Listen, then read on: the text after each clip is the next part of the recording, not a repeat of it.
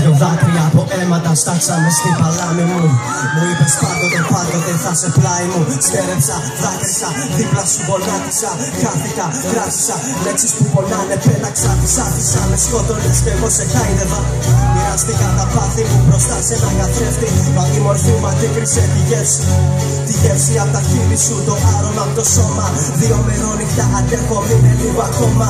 Φώναξα δυνατά πως αγαπώ, μα η φωνή μου πνίγηκε μέσα σε ένα λιγμό. Στο θολωμένο μου μυαλό.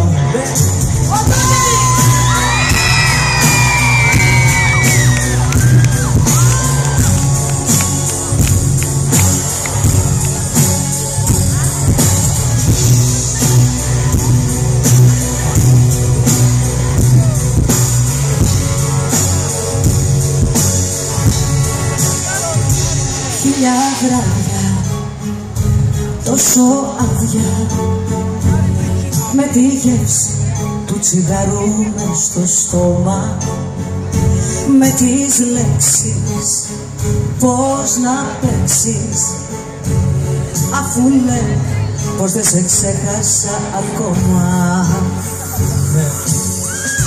Κι όταν σε ξένα χέρια το σώμα μου αφήνω, όλα με σένα αγάπη ακόμα τα συγκρίνω.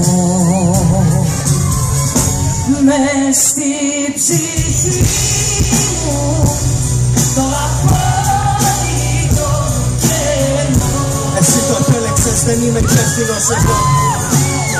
Και στο κορμί μου ένα πάθος δανεικό. Στο σώμα, στο μυαλό. Κανείς δεν μπόρεσε να αλλάξει τα γραμμένα. Κανείς δεν με έκανε να ξεπεράσω εσένα. Κανείς δεν. Μες στη ψυχή